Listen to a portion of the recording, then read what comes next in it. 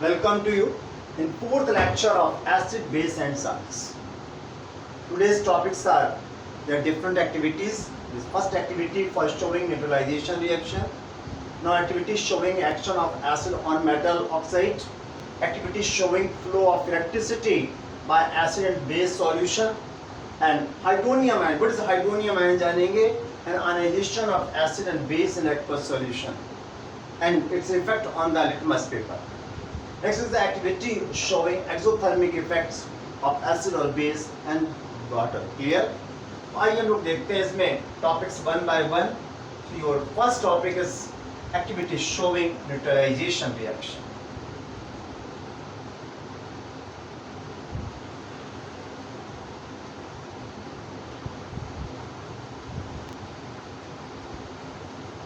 Neutralisation reaction क्या है ये हम लोग पहले भी पढ़ चुके हैं. पिछले चैप्टर में हम लोगों ने पढ़ा हुआ है what's are neutralization reactions. Clear? जहां हम लोगों ने डबल डिकम्पोजिशन पढ़ा था वहां मैंने इसके बारे में भी आपसे डिस्कस किया है. क्लियर? आइए देखते हैं फिर से यहाँ पर इनके बारे में. इसके लिए एक्टिविटी गिवन है आपके में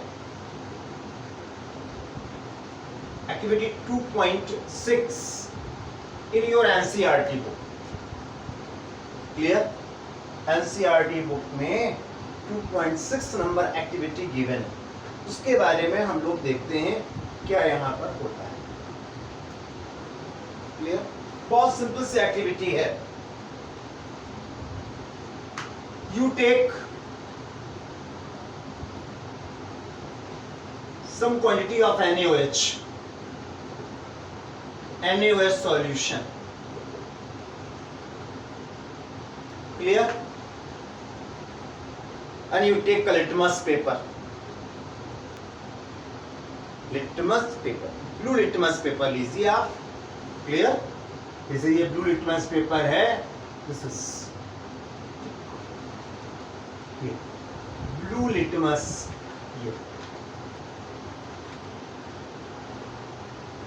पेपर. इसको जो है आप इसमें डिप कर दीजिए.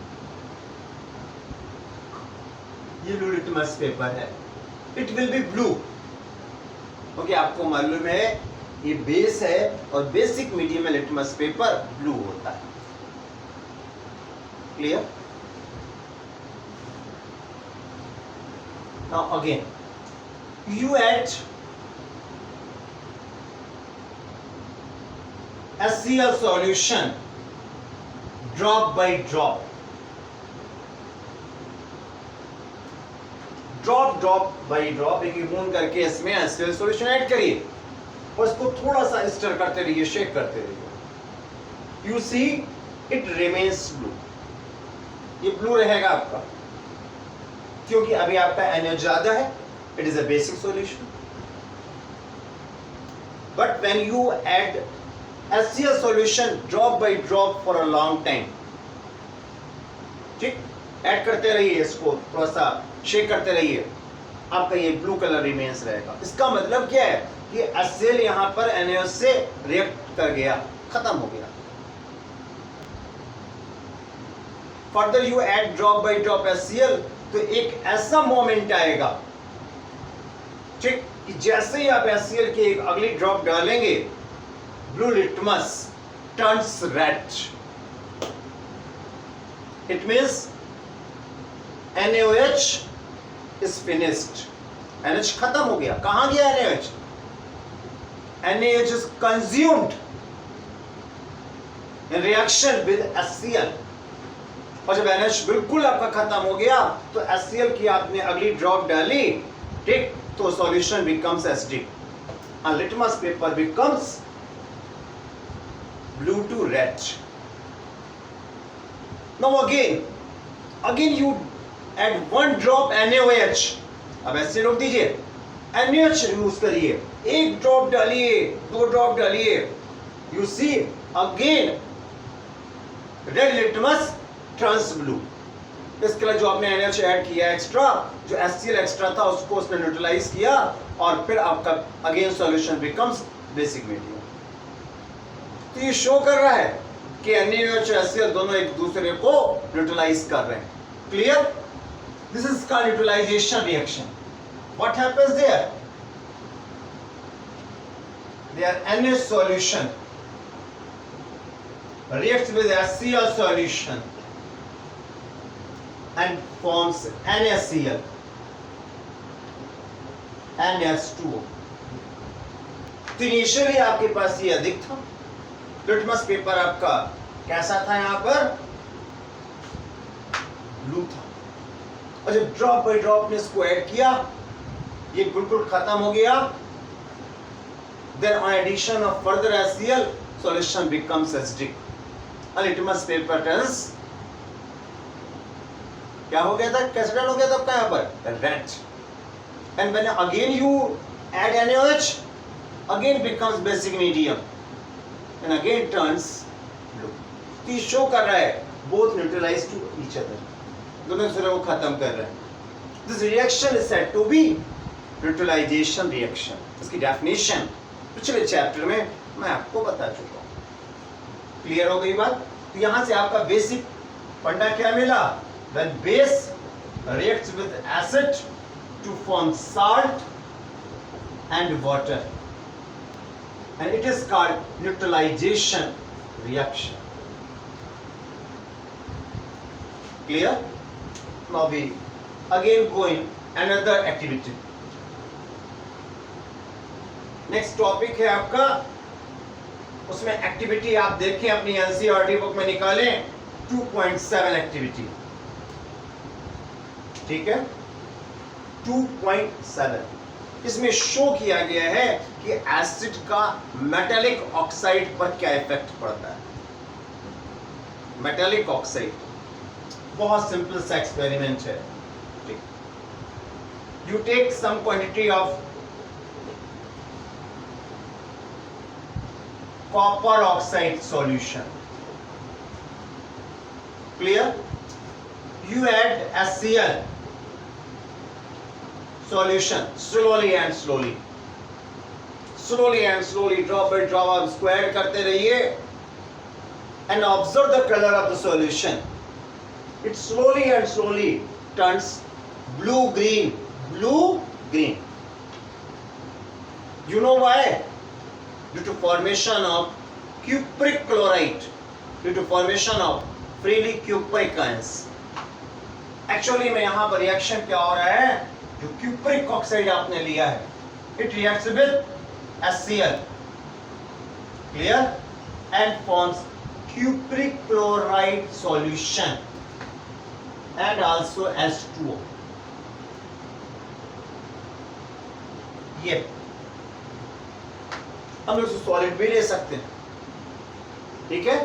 And this cupric chlorides ion, ठीक, it is a blue green due to presence of cupric ions. ये it is also called copper second chloride. इसका नाम क्या है? cupric chloride, or also called copper second chloride. It shows charge on the copper or oxidation number on the copper. Oxidation number क्या होता है ये आप हायर क्लासेस में थोड़ा पढ़ेंगे. क्लियर? तो यहां से आपको बेसिक फंडा क्या मिला है इस रिएक्टिविटी से कि when metal oxide reacts with acid to form salt and water, ये आपको रिजल्ट मिला है वहां से. Clear? Now we go next activity showing flow of electricity by acid and base solution.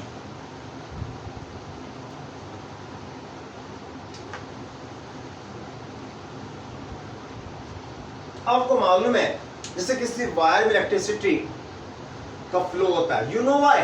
Due to presence of free electrons in the metal wire.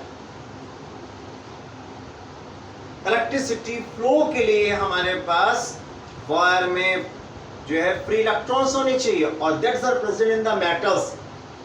Not in non matter. जैसे लकड़ी का टुकड़ा है नॉन मैटर, ठीक, उसमें कोई free ions नहीं होते, कोई फ्री इलेक्ट्रॉन्स नहीं होते, उससे होकर इलेक्ट्रिक करंट का फ्लो नहीं होता है। मैं मेटेलिक वायर ले लिया, एल्युमिनियम, कॉपर, सिल्वर, ठीक, इन सबसे होकर इलेक्ट्रिक करंट फ्लो होता है because they contains free electrons. वो इलेक्ट्रॉन जिग जगह मोशन में दौड़ सकते हैं and flow of charge is electric current. इसी प्रकार से जो कोई प्योर वाटर है, ठीक है, ऐसा कोई सॉल्यूशन है जिसमें आयंस नहीं है, वहां इलेक्ट्रिक करंट फ्लो नहीं होता है। But if ions are present, ions means cations and ions, positive and negative ions are present in a solution, then flow of electricity is possible. उससे होके इलेक्ट्रिसिटी का फ्लो जरूर होगा। क्लियर? और acid और बेस के सॉल्यूशंस में free ions होते हैं। आइए देखते हैं इसको हम लोग कैसे शो कर सकते हैं। ध्यान दीजिएगा, इसमें के लिए आप देखें अपनी बुक में एक्टिविटी 2.8 गिवन है। क्लियर? क्या कहा गया उसमें, ध्यान दीजिएगा। You take a beaker and take a rubber cork. ये रबर कार्क ले ली गई है, दिस इज रबर कार्क। अपनी एनसीईआरटी बुक में देखें, यहां दो नेल्स ले ली गई, आयरन नेल्स। ये इस आयरन नल से हमने ये कनेक्ट कर दिए हैं बस। क्लियर? ये आपका बीकर था। यहां पर इसमें एक 6 वोल्ट की बैटरी कनेक्ट कर दी गई है। ये 6 वोल्ट बैटरी है। Clear? And it's connected with the bulb. ये बल्ब,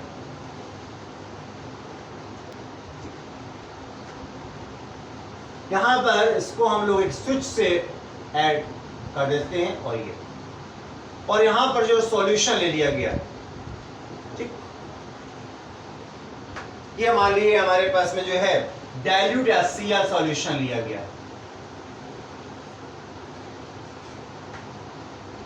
और इसको एडजस्ट करके अब जैसे स्विच ऑन करेंगे, यहां पर यू ऑन द स्विच, जैसे स्विच ऑन करेंगे आप देखेंगे ये बल्ब जो है ग्लो साइन देगा, दैट इज बल्ब जल उठेगा। इट मींस अब देखिए वायर तो आपस में टच नहीं कर रहे हैं, ये नल्स नहीं टच कर रही है हमारे पास में, ठीक है ना, मगर यहां पर क्या भरा हुआ है, सॉल्यूशन, और कॉर्क से होकर के इलेक्ट्रिक करंट फ्लो नहीं होती। इसका मतलब है यहाँ जो सॉल्यूशन है हमारे पास में, उस सॉल्यूशन के थ्रू जो है इलेक्ट्रिक करंट यहाँ से यहाँ तक पास हो रही है, और ये तभी पॉसिबल है जब सॉल्यूशंस में आयंस हो। ठीक, यहाँ एक्चुअली में क्या होता है हमारे पास में, जो HCl है, ठीक, HCl के सॉल्यूशन में it contains H+ ions and Cl- ions. ठीक, इसको हम शॉर्टली ऐसे लिख देते हैं, in aqueous solution. These cations and ions present in the solution by which electric current is flowed. इसी एक्सपेरिमेंट को आप अगेन रिपीट करें, यहाँ H2SO4 दूसरे एसिड को लेकर के देखें, फिर बल्ब जलेगा। ठीक, there again flow of electricity is possible. Again you repeat experiment by taking NaOH solution. NaOH is a base और KOH that is a base. Base में क्या होगा? It also gives there sodium ions and hydroxyl ions. In the presence of these ions, electric current is flowed. And you again repeat this experiment by taking glucose solution, by taking alcohol. जब glucose alcohol लेंगे आप देखेंगे bulb does not glow, ठीक है ना, यानी इसमें bulb जलेगा नहीं। इसका मतलब क्या हुआ, in the case of alcohol there no ions are present, the electric current flow is not possible. In the glucose solution, flow of electricity is not possible. और जिनके सॉल्यूशन से हो इलेक्ट्रिसिटी पॉसिबल होती है उनको हम लोग कहते हैं इलेक्ट्रोलाइट्स. इलेक्ट्रोलाइट्स. तो इलेक्ट्रोलाइट्स ध्यान रखें ऐसे सब्सटेंस होते हैं. इलेक्ट्रोलाइट्स आर दो सब्सटेंसेस, ठीक है ना, by which electric current is flowed in aqueous solution. Clear? And electrolytes are really acid, bases and salts. ये सभी आयंस यहाँ प्रोड्यूस कर रहे हैं. ये था आपका एक्टिविटी 2.8.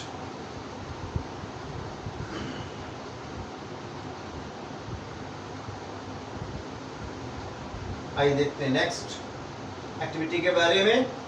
उससे पहले एक वर्ड है, what is a hydronium ion.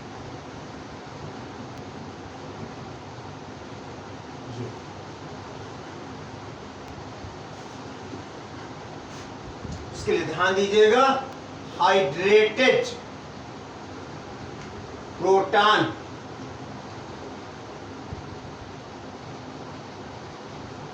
और hydrogen ion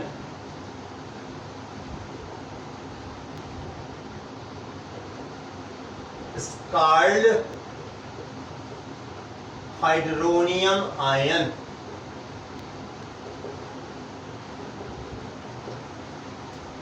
Its formula is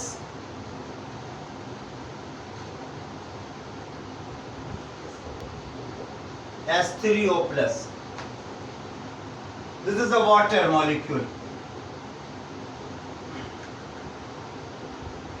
और इसकी H प्लस सेलेक्ट करा दीजिए.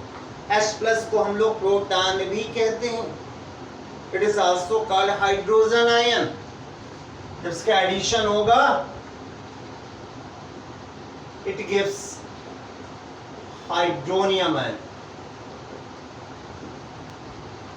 हाइड्रेटेड का मतलब है कि प्रोटॉन से H2O, जो हाइड्रेटेड वर्ड आपका H2O के लिए बना हुआ है. H2O is added with proton. H2O is added with hydrogen ion and it gives hydronium ion. ये आपका हाइड्रोनियम आयन कहलाता है. क्लियर?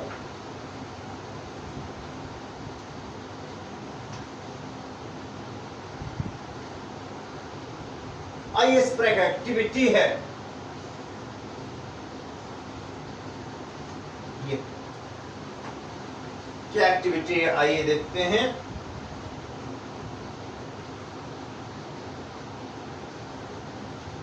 इस प्रकार का क्यूब लीजिए and you take NaCl and also take some quantity of concentrate H2SO4. Concentrate H2SO4 and fix a delivery tube.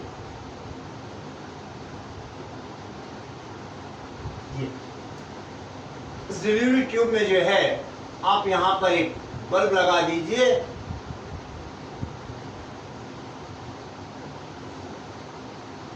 It contains calcium chloride. इसमें जो है हम लोग कैल्शियम क्लोराइड भर दे रहे हैं. Anhydrous calcium chloride CaCl. Anhydrous का मतलब ड्राई, विदाउट वाटर. इसे हिंदी में निर्जल कहते हैं, अजल, यानी कि बिल्कुल वाटर नहीं होना चाहिए. No any traces of water are present. ठीक है ना, बिल्कुल ड्राई. और फिर इस ट्यूब के सामने हम लोग एक लिटमस पेपर लगा देते हैं. जैसे ये ब्लू लिटमस लगा दिया.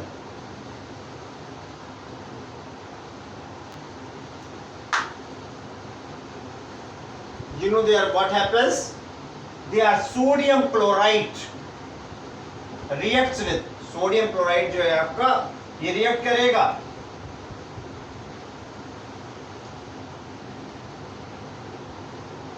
with H2SO4 and forms sodium bisulphate और sodium hydrogen sulphate and also HCl। अब जब यहां HCl बनेगा तो एक्वस होगा, तो यहां से HCl की वेपर्स उठेंगी, उसके साथ कुछ वाटर ट्रेसेस भी होंगे। You know anhydrous calcium chloride absorbs water, तो पूरा वाटर यहां एब्जॉर्ब हो जाएगा। अब यहां जब आगे HCl बढ़ेगा तो कैसा होगा? ड्राई होगा। अब यहां ड्राई लिटमस लीजिए, ड्राई लिटमस यानी HCl गैस और ड्राई लिटमस। ठीक, आप देखेंगे no effect on litmus paper, ये ब्लू का ब्लू बना रहेगा। अब आप एक काम करें, इस ब्लू लिटमस को हल्का सा पानी में डिप कर ले, इसको मॉइस्चर दे दें आप। अब देखिए यहां पर क्या होगा, HCl gas come in the contact of humid litmus या moist litmus, you see blue color of litmus turns red। तो आपको एक और समझ में आई बात, लिटमस पेपर पर जो है हमेशा ह्यूमिडिटी मॉइस्चर की प्रेजेंस में ही एसिड बेस का रिएक्शन होता है, तब इसका कलर चेंज होगा, ड्राई में नहीं। और आपको मालूम है ये ब्लू लिटमस रेड में कब चेंज होता है? In the presence of only acid, because acid give hydrogen ions. इसका मतलब है यहाँ रिएक्शंस में ऐसा कोई सब्सटेंस बना जिसमें हाइड्रोजन आयंस प्रोड्यूस हुए। क्लियर? यहाँ एक्चुअली में जो हमारे पास में ये जो HCl बना था, ठीक, ये HCl क्या करता है? This HCl gives hydrogen ion and chloride ion in aqueous solution। जब ह्यूमिड होगा ये प्रोड्यूस करेगा, and this H+ ions further react with water to form hydronium ion। तो एसिडिक सॉल्यूशन में प्रोटॉन होंगे यानी हाइड्रोजन आयन होंगे या हाइड्रोनियम आयन होंगे। हाइड्रोजन आयन की जगह इसीलिए एक्वस सॉल्यूशन में हम लोग हमेशा हाइड्रोनियम आयन भी लिखते हैं, दोनों की मीनिंग एक ही है। ठीक, बोथ इनकी मीनिंग क्या है? Both indicates that solution is acidic.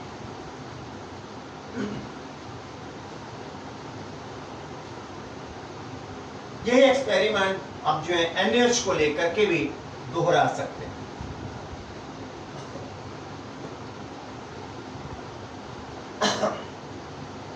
अब आइए देखते हैं, अगला टॉपिक है, ये देखना है कि जब कभी भी किसी भी एसिड और बेस में हम लोग वाटर ऐड करते हैं तो रिएक्शन एक्सोथर्मिक होता है कि एंडोथर्मिक होता है। रिएक्शन एंडोथर्मिक और एक्सोथर्मिक बहुत सिंपल सा है। आप एक बीकर लीजिए, इसके लिए आप देखेंगे एक्टिविटी 2.10 है आपकी बुक में, मगर ये एक्सपेरिमेंट बहुत ही केयरफुली करना है, बहुत केयरफुली। ठीक, ये आपने लिया और इसमें आपने 10 ml वाटर ले लिया, ठीक है, और इसमें जो है आप कंसंट्रेट H2SO4 ऐड करें, ड्रॉप बाय ड्रॉप, एकदम से नहीं भर देना है आपको, उड़ेलना नहीं है, ड्रॉप बाय ड्रॉप ऐड करिए धीमे धीमे। और इस स्पीकर का बेस छू करके देखिए, ठीक है ना, इट बिकम्स वार्म। इसका मतलब यहां हीट प्रोड्यूस हो रही है, because it is an exothermic process। You can repeat this experiment by the addition of other acids and also by addition of bases। अब NaH को ऐड करिए इसकी जगह, ये ठीक, तो भी यही घटना पाएंगे आप, इट बिकम्स वॉर्म। यानी एडिशन ऑफ एसिड और base with water is an exothermic process. Clear? यानी कि जब आप वाटर में एसिड या बेस ऐड करेंगे तो एक्वा सॉल्यूशन बनेगा और साथ में हीट प्रोड्यूस होगी। ये का बहुत केयरफुली, कभी कभी बहुत ही हीट प्रोड्यूस होती है। यदि आप एसिड में वाटर ऐड करेंगे तो बहुत अधिक अमाउंट में प्रोड्यूस होती है यहां पर हीट। कभी कभी तो ये भी होता है कि यदि आपने एसिड में वाटर ऐड किया तो जंपिंग कर देता है और हो सकता है आपके चेहरे में, ठीक है ना, गिर जाए, आंख में गिर जाए और आपको बहुत अधिक हानि, क्योंकि ये तेजाब है आपका। इसे मैंने कहा बहुत केयरफुली हैंडल किया जाता है दिस एक्सपेरिमेंट। यहां तक कि यदि आपका ग्लास का कंटेनर है और यदि आपने एसिड में वाटर ऐड कर दिया तो इतनी अधिक हीट प्रोड्यूस करती है कि ग्लास का जो कंटेनर है वो आपका तुरंत टूट जाता है, इट इज ब्रोकन, और एसिड चारों तरफ उछल जाता है।